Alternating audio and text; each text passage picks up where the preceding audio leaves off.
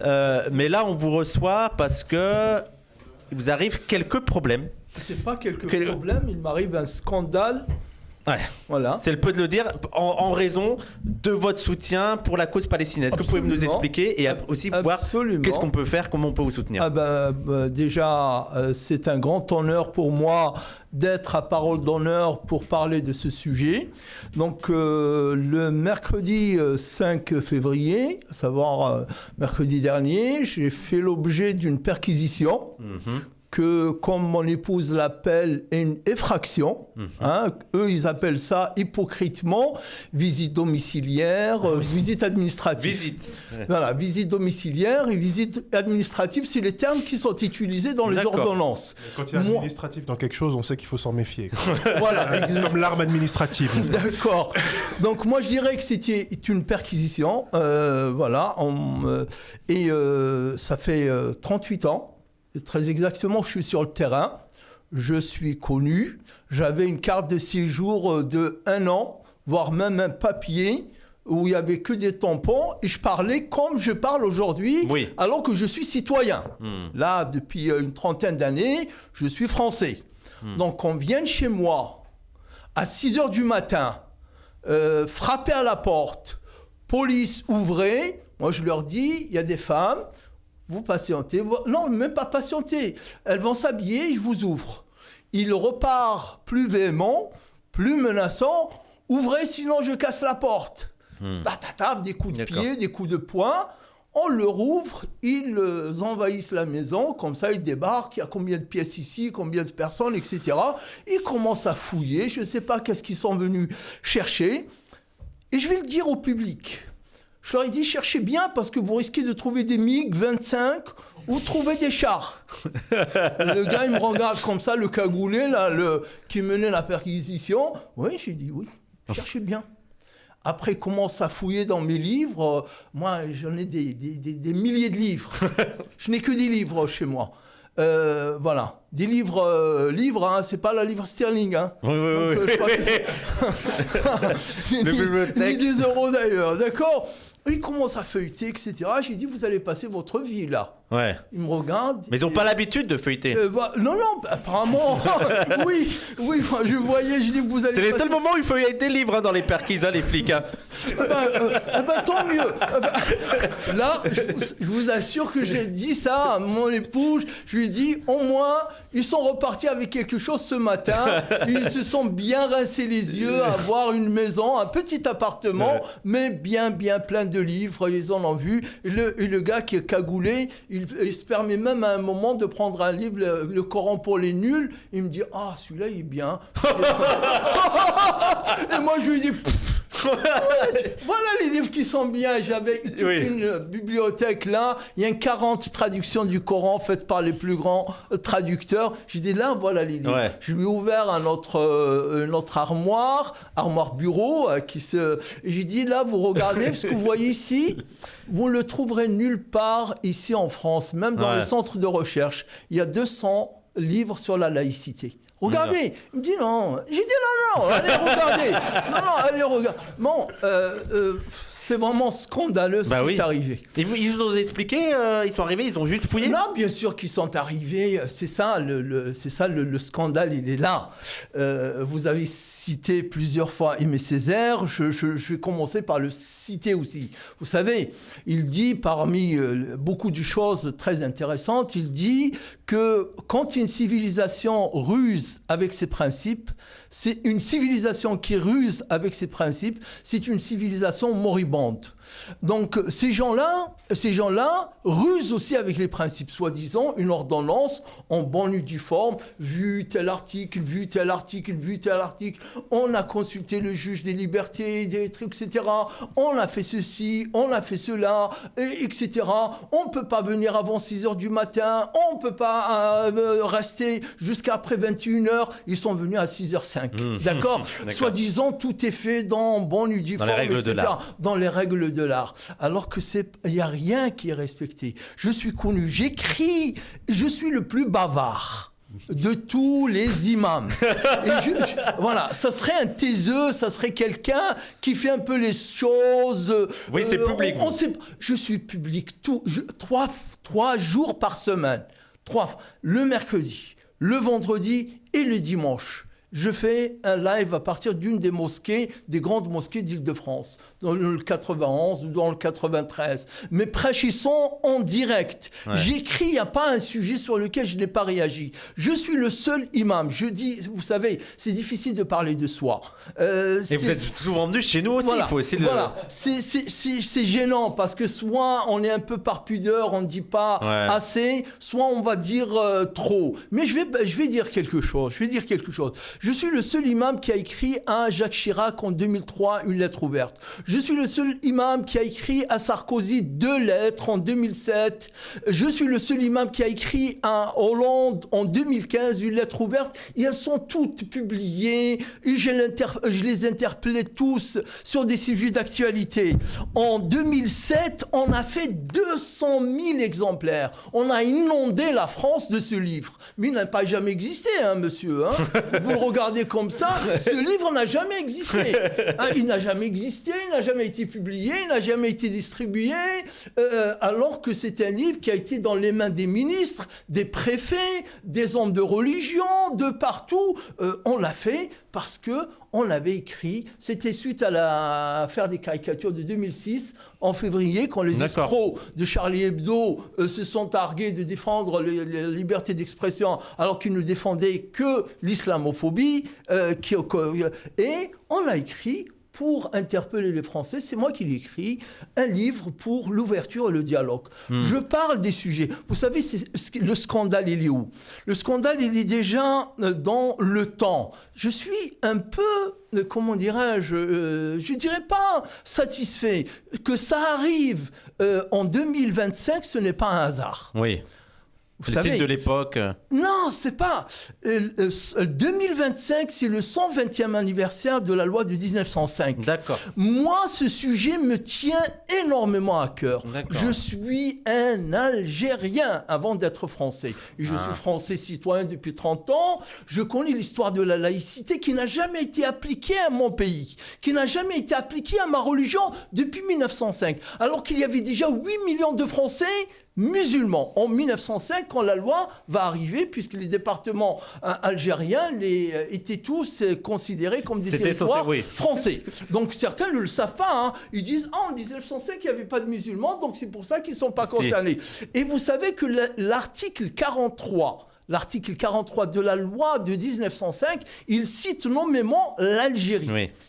Article 43, vous regardez l'article publié le 9 décembre 1905 sur la laïcité, il y a eu un débat qui a duré jusqu'à 3h du matin pour que le vote ait lieu. Le jour où la loi a été votée. Et pourquoi? Parce qu'on discutait, est-ce qu'on va l'appliquer en Outre-mer ou non? L'Outre-mer, à l'époque, c'était Outre-Méditerranée, l'Algérie. Ils ont dit oui, bien sûr qu'on va l'appliquer. Mais il n'a jamais été appliqué. De 1905 jusqu'à l'indépendance 1962, ils sont partis et on est venu ici. L'islam est arrivé en France, disons, et on n'a toujours pas appliqué la laïcité. Deuxième point, vous m'excuserez, ça arrive le mercredi 5 février 2025. La veille, le mardi 4 février 2005, le ministre de l'Intérieur réunit les musulmans pour organiser l'islam. Je me suis dit, très bien, Dieu merci. Vous avez été invité ? Bien sûr que non. Bien sûr que non. Les bons ont été invités la veille et les méchants ont été perquisitionnés le lendemain. Vous comprenez? Voilà. Donc, vous pensez que quelqu'un, lors de ce rendez-vous, a susurré votre nom? Lequel? Ben, je sais pas, l'un des invités, non mais pour que vous soyez perquisitionné. Qu'il vienne, ou possible. Possible. Mais possible, hein. Très pertinent. Je vous assure que... Non, mais soyons... J'essaie de faire le journalisme. Non, la perquisition, justement, pour revenir à la question... Voilà, pour revenir à la question... quoi comme justificatif? Voilà, pour revenir à la question, la perquisition a été lancée le 17 janvier. C'est-à-dire que... C'est dit dans l'ordonnance qu'ils ont commencé à partir du 17 janvier à consulter les différentes administrations pour avoir l'accord, notamment le juge des libertés. Et ce qui s'est passé, d'ailleurs, il est dit, moi, c'est mon métier, analyser les discours, analyser les écrits, surtout, c'est mon sport favori, d'accord ? Et donc, ils le disent clairement, on vous a aperçu le 4 novembre au tribunal, vêtu d'un kéfier noir et blanc, emblème de la Palestine. C'est tout. Ça, emblème, non, c'est-à-dire que ma présence au tribunal, surtout, il le souligne bien, vêtu d'un kéfier, etc., dans un procès, c'était en quelque sorte un soutien que j'apporte à quelqu'un qui est un militant connu de la cause palestinienne, etc., sans rentrer dans les détails. La question palestinienne, ensuite, dans mes prêches, les deux seuls extraits cités et invoqués dans l'ordonnance concernant mes prêches, alors que j'en ai fait grosso modo à peu près 2000 prêches au moins qui sont enregistrés, ils les connaissent, etc. Deux extraits. Un d'octobre 2023 sur la Palestine que j'invite les téléspectateurs et téléspectatrices à regarder, à voir comment un imam parle le 13 octobre 2023 au début d'un génocide que nous voyons tous. Vous parlez tout à l'heure de l'antisémitisme, des juifs, des relations. Vous allez l'écouter, vous allez voir. 40 minutes, vous allez vous régaler. Vous allez vous régaler. Il vend bien son produit. Non, vous allez oui, il faut bien. C'est ce que je vous disais tout à l'heure. Soit on parle beaucoup, soit on parle pas assez. Donc voilà, un extrait du prêche d'octobre 2023 sur la Palestine. Je m'honore. Je m'en satisfais d'avoir dit ce que j'avais dit, sauf que bien sûr, s'ils ont pris une citation, c'est pour la tronquer, c'est pour faire tomber le mot ou la phrase de la fin pour ne pas donner sens. Moi, je le rétablis dans mon communiqué officiel. Ensuite, le 14 mars 2024, aussi, je parle de la Palestine, l'imam appelle à un cessez-le-feu immédiat. Waouh! Dans l'ordonnance. C'est grave. L'imam appelle à un cessez-le-feu immédiat. Encore heureux que l'imam appelle à un cessez-le-feu immédiat. Donc je ne sais pas qu'est-ce qu'on me reproche. Et quel autre point? Et il dit que nous avions la force, nous les musulmans, pendant 13 siècles, et c'est nous qui dominions dans cette région, et nous n'avons jamais cherché à exterminer les juifs. Bien au contraire, nous les avons pris comme des frères, et nous avons vécu ensemble, etc.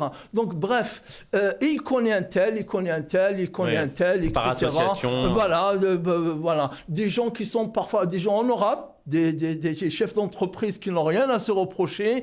Hassan Ekyoussen, il connaît Hassan Ekyoussen. Alors que Hassan Ekyoussen, moi, tout le monde sait qu'on n'est pas du même bord, mais je l'ai défendu plus que ses amis de 40 ans. On l'a fait, ça ne leur a aussi. pas plu. Ça ne leur a pas aussi, plu que je le défende.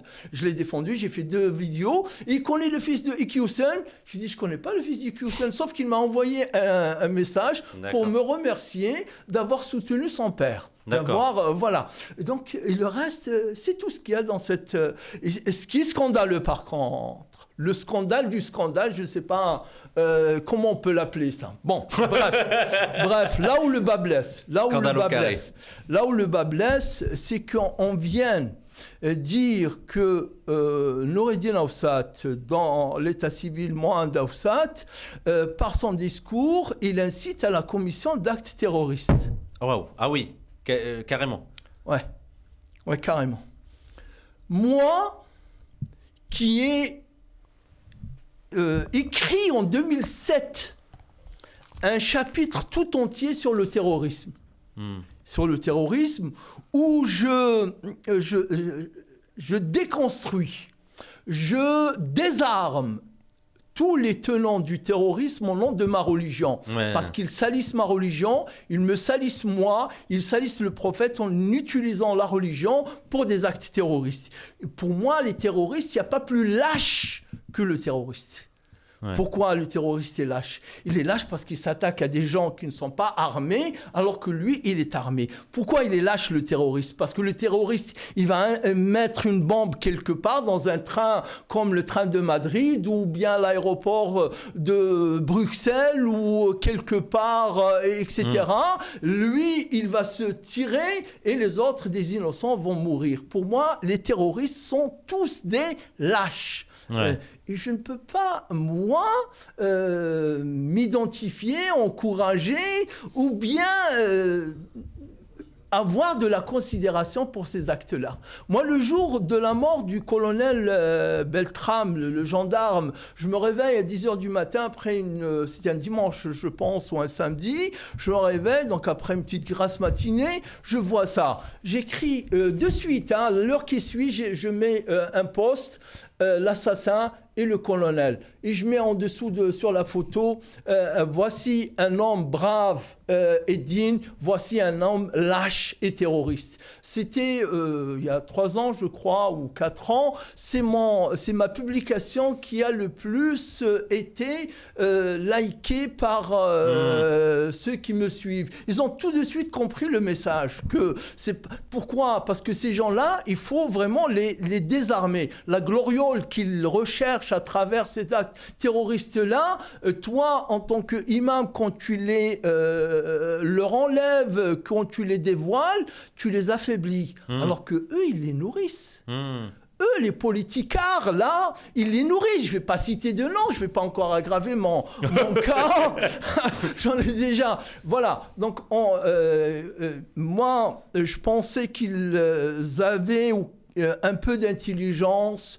Je m'attendais à être convoqué un jour pour, dans un bureau, me mettre 2 personnes soi-disant bien formées, etc. et essayer un peu de me confondre avec leur discours, etc. Mais je ne pensais pas qu'ils allaient venir à 6h du matin, comme ça, perquisitionner chez moi. Et voilà. Et vous risquez, il y a des poursuites, vous risquez... Non, il n'y a pas de poursuites. Il y a des poursuites pour eux maintenant. D'accord, vous allez attaquer... Ah, c'est moi qui vais les poursuivre. Ce mercredi matin, on va déposer une plainte sur la forme, pour annuler l'ordonnance, mais suivront d'autres plaintes avec des avocats qui sont rompus au discours sur les libertés fondamentales, et je vous assure qu'on ne va pas les lâcher. Parce qu'aujourd'hui, ils sont tombés sur quelqu'un qui n'a pas... je ne risque plus rien. Moi, je suis à quelques mois de ma retraite. Donc, il y a des amis, quand ils se font perquisitionner, des frères, des coreligionnaires, ils ont des entreprises, ils ont encore des employeurs, etc. Ils parlent même pas. Ils parlent même pas, je vous assure. C'est-à-dire qu'ils ne rendent même pas. Ils veulent pas rendre ça public. Ils veulent pas qu'on sache qu'ils ont été perquisitionnés. Moi, je voudrais que tout le monde, toute la planète, sache que Noureddin Afsat a été perquisitionné. Et je ne vais pas les lâcher. Parce que j'ai aussi des soutiens, j'ai des amis de ma religion. Je viens de lire le message de Gabriel Agaï. Il y a 3 heures, il m'a envoyé. Voilà, le rabbin Gabriel Agaï. Soutien total des amis du Canada, de France, d'Angleterre, de partout. Ils écrivent, ils me disent, on est là, on te soutient. J'ai le soutien et j'ai la force et j'ai le temps, je ne vais pas les lâcher. Ouais. Je vous assure, je ne vais pas les lâcher. On y croit. Mais en tout cas, nous, on sera là aussi pour soutenir. Je ne sais pas s'il y a des choses là à faire directement pour le public ou il faut juste attendre les prochains... Alors, voilà. Là, donc, mercredi matin, on va déposer plainte. Le mercredi soir, à 19h, vers Place de la République, dans une salle, nous allons organiser une conférence de presse. Donc, les amis qui connaissent les médias alternatifs, des journalistes, qui prennent contact avec Samir ou avec moi pour leur donner l'adresse du lieu parce que c'est une salle qui n'est pas grande et on aimerait un peu informer que ceux qui viendraient et qui pourraient par la suite relayer et diffuser l'information. Voilà. C'est bien parce que ça peut aussi permettre d'être plus large et de parler de toutes les victimes de perquisitions. Absolument, voilà. Justement, moi je me défends pas. Voilà, vous l'avez dit. Donc on s'arrête là, on s'arrête là. Si moi je m'arrête là, eux ils vont s'arrêter là. Mais non. Moi je vais pas m'arrêter là. Même eux, ils s'arrêtent là. Et pour quelqu'un qui, depuis 38 ans, est sur le terrain, il trouve que ces petites broutilles à me reprocher, je me dis que je suis curieux de voir ce qu'ils appellent note blanche au procès. Oui. Qu'est-ce qu'il y a dans cette note blanche? Mais ils essaient d'intimider. Pas grand-chose, hein. C'est ça, ils essaient d'intimider. L'intimidation. Voilà, c'est de l'intimidation. Ils sont tombés sur la mauvaise personne. Très mauvaise personne. Voilà, très mauvaise personne.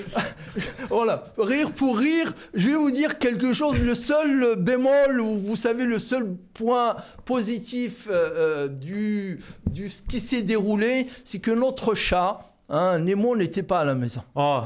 Dieu merci. Ah bah tant mieux. Dieu merci. Là ça m'aurait rendu triste le chat. Là il y a des. Lui qui est sensible. Le chat, notre chat qui est très sensible au bruit. Je vous assure qu'on a parlé de ça avec mon épouse. Elle m'a dit heureusement que Nemo n'était pas là. Elle est chez sa mère. Donc parce qu'il est très sensible. Vous imaginez 3 gaillards rentrer comme ça, les bruits à la porte. Qu'est-ce qu'il aurait fait le chat, le pauvre. Donc il n'était pas là. Tant mieux. Bon l'histoire, tout le monde est heureux. Le chat a été sauvé. Voilà. Mais merci. Et j'en profite aussi. Merci à vous. Merci à vous et j'en profite aussi, vous avez signé une tribune aussi parce que vous avez été victime de, alors pas d'une persécution mais beaucoup d'attaques racistes et tout.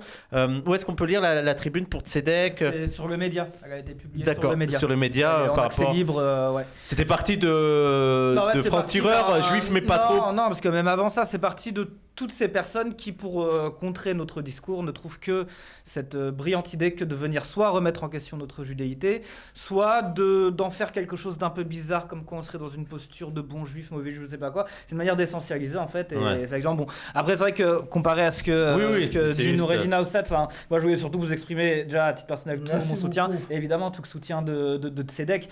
Je me rappelle vous étiez venu au meeting, on s'était rencontré au meeting Que faire, vous avez fait une magnifique intervention sur l'islamophobie notamment, et ce que vous vivez, c'est de l'islamophobie. Un musulman qui est écouté, qui est suivi par sa communauté, ne doit pas prendre la parole en France. Et c'est exactement ça. On l'a vu avec Marwan Ben Lazar. Ouais. On l'a vu avec Marwan Ben Lazar, on l'a vu avec d'autres imams, on l'a vu avec le CCIF, on l'a vu avec énormément d'acteurs. C'est empêcher une communauté d'avoir sa capacité d'agir, de l'empouvoirment, etc. C'est ça, le racisme, il commence par là en fait. Exactement. Quand on veut s'en prendre à une communauté, il faut qu'on la rende... La museler, il faut qu'on la muselle, il faut qu'on la fragilise, la bâillonner. Et ça, c'est un enjeu... Voilà. Merci beaucoup. Merci. Alors, juste...